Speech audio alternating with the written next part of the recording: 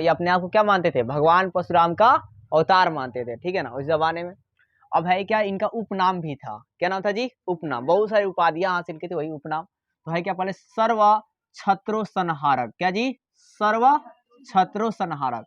इसका मतलब क्या होता है कि आपका है क्या कि सर्व छत्र संहारक मतलब भगवान परशुराम की तरह क्षत्रियों का संहार करने वाला पंडित, क्या जी, क्षत्रिय क्या जी, संहार करने वाला पंडित। मतलब जो क्षत्रिय आपका क्या गलत काम करता था तो उसे आपका जो परशुराम भगवान जी थे वो उसे मारते थे, ठीक है।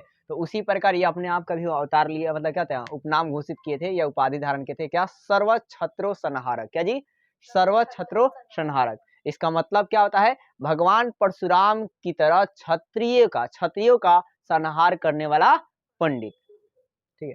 अब है क्या, दूसरा नाम का था भार्गव, क्या था जी, भार्गव, क्या था जी, भार्गव। तो भार्गव क्या था, तो भार्गव इसलिए उपाधि के धारण के थे, तो भगवान परशुराम का एक अन्य नाम है, भगवान परशुराम क्या जी, अन्य नाम है भार्गव। फिर क्या, अपरो परशुराम, क्या जी, और अपरो परशुराम, तो ये भगवान परशुराम का दूसरा नाम है। अब फिर क्या, एक कारट या एक छत्र भी इन्होंने कहा, क्या कहा जी, एक कारट या क्या जी, एक छत्र, जो राष्ट्र में मतलब जो प्रधान होता है उसे क्या कहते हैं, एक कारट कहते हैं, मैंने आपको बताया था। ये जो सभी दिशाओं को जीतने वाला होता है उसे एक कारट कहते हैं, क्या बोलते हैं, एक कारट कहते हैं। जो सभी दिशाओं को जीतने वाला को क्या बोलते हैं, एक कारट कहते हैं। ये अपने आप को सभी दिशाओं को जीतने वाले बताए थे, ठीक है, महापद नंद।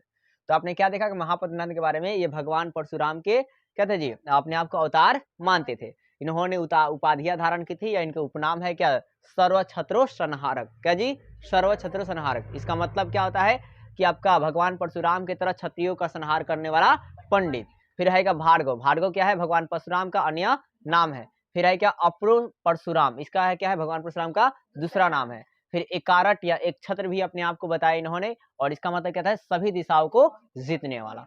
अब है क्या कि इसकी आगे की बात है कि इनकी जो जानकारी है, महापद नंदा की जानकारी जो है कालिंग के खारवेल अभिलेख से प्राप्त होती है, क्या था जी, कालिंग के खारवेल अभिलेख से प्राप्त होती है कि जो महापद नंदा थे, ये कलिंग पर आक्रमण किए थे।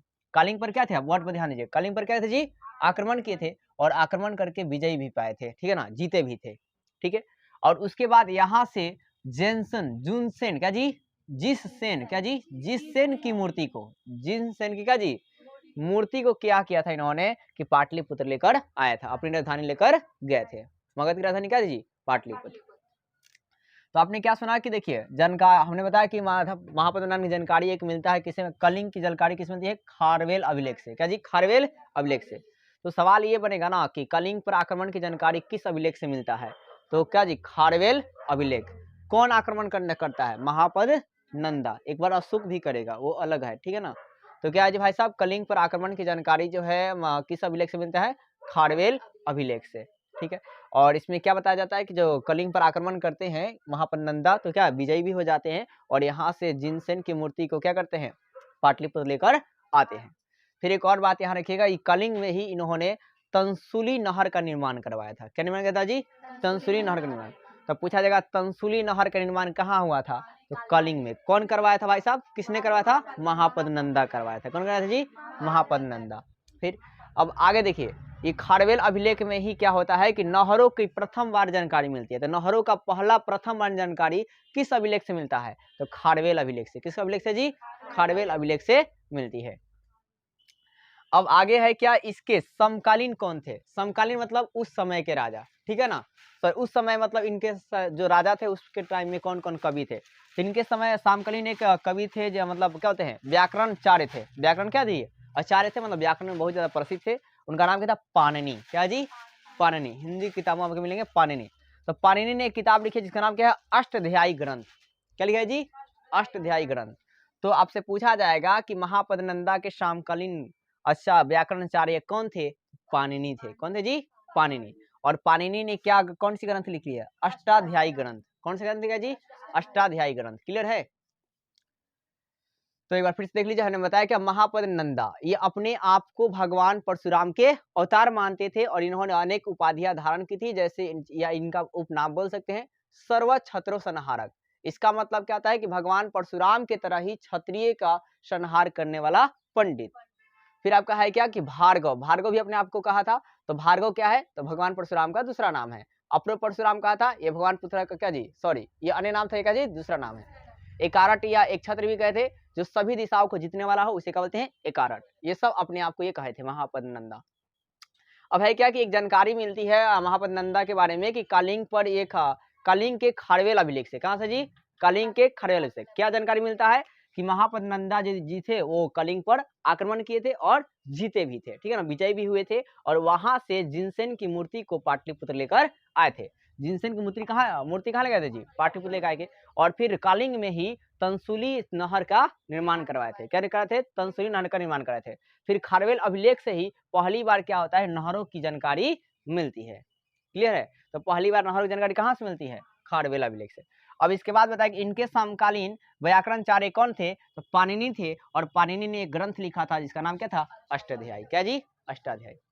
अब तीसरे नंबर के जो शासक है क्या जी, घनानंद। क्या जी, घनानंद। और इसके बाद ये आपका शासन, इसके बाद मौर्य का आ जाएगा। तो घनानंद जो नंद वंश का अंतिम शासक थे, क्या था जी, नंद वंश क्या जी, अंतिम शासक थे। और इनके समय भारत पर सिकंदर आक्रमण कर रहे थे। सिकंदर क्या जी, आक्रमण कर रहे थे। और बताया जाता है कि मतलब घनानंद जो है ना बहुत ही क्रूर शासक थे और मतलब अपने अयासियों में लीन रहे थे। इसी के वजह से और कारण क्या हुआ कि इनका मतलब आपका है क्या कि इनका जो साम्राज्य जो है क्या होता है, उजड़ जाता है, ठीक है, खत्म हो जाता है, आप ये बोल सकते हैं। तो है क्या इन यूनानी ग्रंथों में तो पूछा जाएगा आपसे कि जो सिकंदर जो है, सिकंदर के समकालीन राजा कौन था, तो घनानंद था। क्या था जी, घनानंद। मतलब उस टाइम पीरियड में राजा कौन था जब सिकंदर आक्रमण कर रहा था, समकालीन मतलब यही होता है, ठीक है ना। तो भाई साहब कौन था जी, घनानंद था। अब देखिए यूनानी ग्रंथों में घनानंद को क्या कहा गया है, अग्रमिज कहा गया। क्या कहा जी, अग्रमिज। क्या कहा गया जी, अग्रमिज। मतलब अग्रमिज मतलब क्या, घनानंद। क्या जी, घनानंद। फिर है क्या, घनानंद के दरबार में सटकाल और स्थूलभद्र दो से मतलब क्या होते हैं जी, अमात्य और सलाहकार रहते थे। अमात्य क्या जी, सलाहकार रहते थे। मतलब जो सटकाल है वो अमात्य था, अमात्य मतलब उप मंत्री या मंत्री, ठीक है ना जी। और फिर क्या, स्थूलभद्र क्या जी, सलाहकार है, मतलब सलाह देने वाला आदमी है। क्लियर है। अब इसके समकालीन कौन कौन विद्वान थे, तो वर्ष थे, वो पहले के विद्वानों का नाम है, ठीक है ना। क्या थी, वर्ष, उपवर्ष। क्या जी, हाँ, तो एक वर्ष थे, एक क्या थे, उपवर्ष। एक क्या थे, वर रुचि। क्या जी, वर रुचि। और एक क्या है, कात्यायन। क्या जी, कात्यायन जैसे विद्वान थे। तो आपसे पूछा जाएगा घनानंद के समकालीन कौन से विद्वान थे, तो कौन थे जी, वर्ष, उपवर्ष, वर रुचि, कात्यायन जैसे विद्वान थे। कौन से नहीं थे पूछेगा, तो इनके अब ये रहे, इसमें से जो नहीं रहेगा तो क्या होगा, टिक मार देंगे। अब एक और बात, कात्यायन ने एक ग्रंथ लिखे जिसका नाम क्या है, वर्तिका। क्या है जी, वर्तिका नाम ग्रंथ लिखा है। फिर आगे चलकर होता क्या है कि चंद्रगुप्त मौर्य चाणक्य की कूटनीति की सहायता से क्या करते हैं, घनानंद की क्या करते हैं, हत्या कर देते हैं। पहले दिन आपको स्टोरी बताया था। और मौर्य वंश की क्या जी, स्थापना करते हैं। अब जो अब मगध पे साम्राज्य करेगा वो आपका मौर्य करेगा। मौर्य को एक अलग पार्ट में देखेंगे, ठीक है। पहले इसको अभी देखेंगे पूरा आपका अन्य पार्ट को, मगध के अन्य भाग को 16 महादान पदे में। अब एक बात है, पतंजलि के महाभाष्य ग्रंथ, मतलब पतंजलि ने कौन से ग्रंथ लिखे हैं, महाभाष्य ग्रंथ। क्या जी, महाभाष्य ग्रंथ। एक इंसान है पतंजलि, पतंजलि ने एक ग्रंथ क्या लिखा भाई साहब, महाभाष्य ग्रंथ। पाणिनि ने कौन सी ग्रंथ लिखी है, अष्टाध्यायी ग्रंथ। क्या जी, अष्टाध्यायी। और कात्यायन ने क्या लिखा है, वर्तिका। इन तीनों के संयुक्त रूप को क्या कहा जाता है, मुनित्रय। क्या कहा जाता है जी, मुनित्रय कहा जाता है, ठीक है। ये बहुत अच्छा क्वेश्चन है कि पतंजलि का जो है महाभाष्य ग्रंथ, यह अलग से सवाल हो गया। पतंजलि ने कौन से ग्रंथ लिखे हैं, तो महाभाष्य ग्रंथ। या महाभाष्य ग्रंथ कौन सा लिखा है तो जी, पतंजलि। फिर अष्टाध्यायी ग्रंथ कौन लिखे हैं, पाणिनि। और फिर वर्तिका कौन लिखे हैं, कात्यायन। और इन तीनों के संयुक्त रूप को क्या बोलते हैं, मुनित्रय कहते हैं। क्या बोला जाता है, मुनित्रय।